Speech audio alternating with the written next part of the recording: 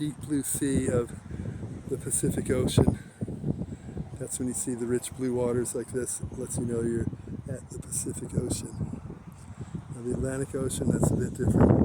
Rough, green colored water. Much more mighty than we have here. It is, man. People don't realize when you talk about Irish and the Welsh and all that, the sea.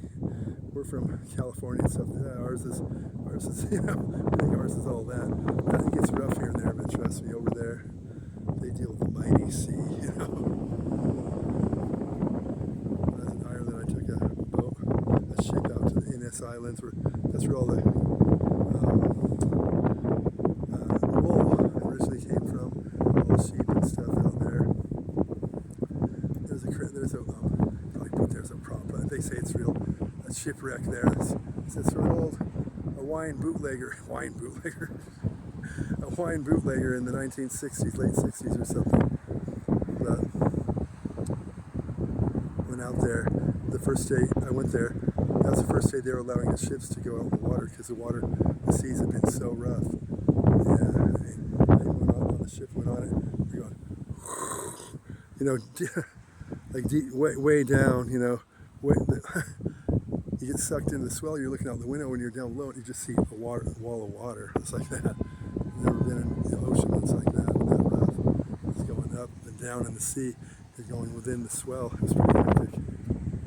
That's the first day they allowed to turn the ships back on. Trust me, they go in heavy waters because that's normal to them. But it was so heavy they wouldn't allow anyone in the water before that, yeah.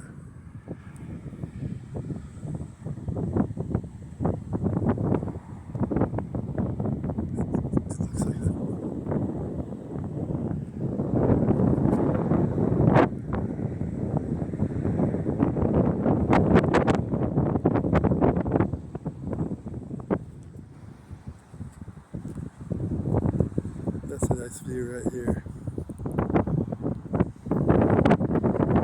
4 years of photography, professional photography and editing, Pepperdine.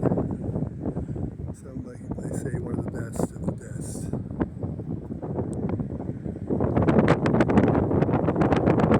Learn all the right angles, coloring, filtering, everything.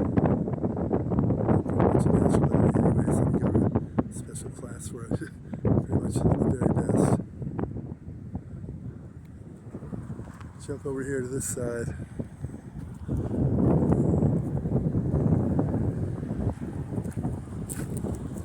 Well, looks like we got some lightweight broadcasting antennas, nothing to write home about. I don't know what they are. Yeah, over here too. See, this one is kind of old school stuff on it, but it's probably not doing anything too fancy.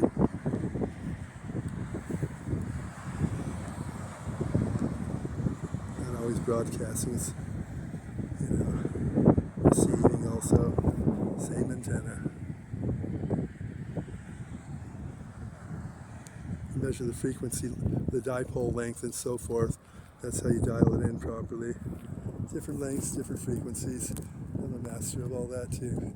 I'm kind of like one of those jack of all trades, Mr. Know-it-all guys. Yeah, that's what people try to say about me. I deny it, but let's face it, it's true. We got the lighthouse here.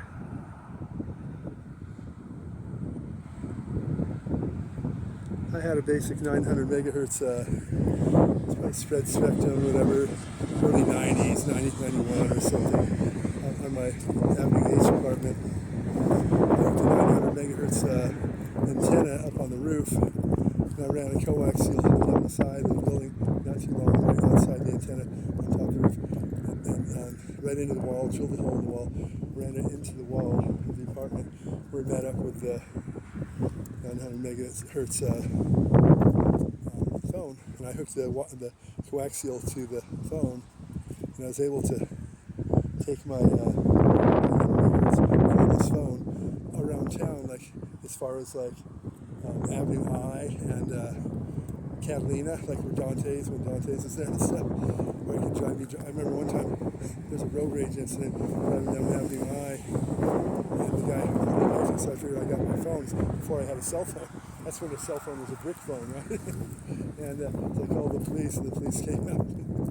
I used my landline, but it was a cordless, so it went pretty well. I also built a Ramsey 100 transmitter, and I beefed it.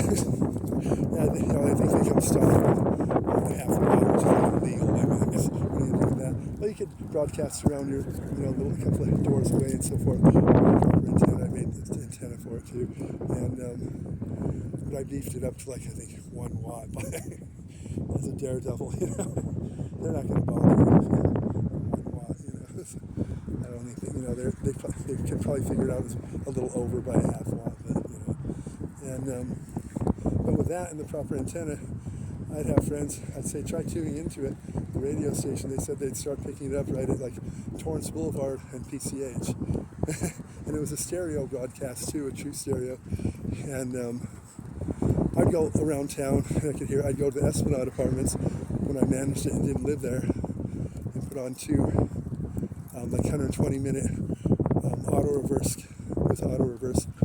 player with 220-minute tapes, and then I would put it on and just go on its own, Then I'd make it broadcast in my transmitter. I remember going over to the Esplanade apartments, just turn on the radio, and we're listening to it, and like I was at James, he's thinking it's just a regular radio station, and the DJ comes on, it's me, he doesn't know it, right? All right, that's 90.3 FM, and then I do the broadcaster voice, and you sound a bit different than you do normally, right? Just put that certain tone in. It's 90.3 FM, that was, whatever band it might have been, and I told James, yeah, that's me, it's not you. He's listening to it more, not you, he thought some legit DJ. Well, I'm a legit DJ, let's face it. Yeah, it was me, but he didn't think it was, yeah.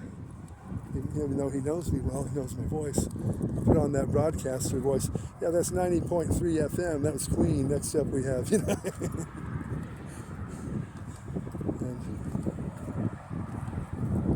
yeah, it's pretty, just for fun, something to do. But in other words, it broadcasted pretty good from Avenue H.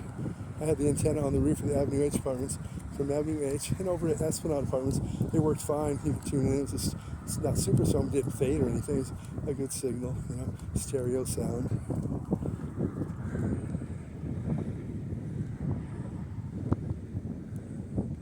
You see the lighthouse there. I go up in that lighthouse every now and then just to see the view from inside of it, Why not?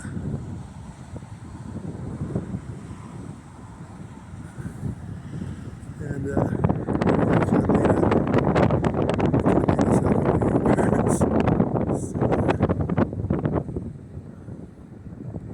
that's a pretty big cabin. I don't think it's quite that big one from. I've seen it bigger before, like higher, That's pretty high though. I forget, yeah. But anyways, I think it's less going on these places than around from Catalina yet. I'm sure you guys got buffalo here, bison. Buffaloes are really bison.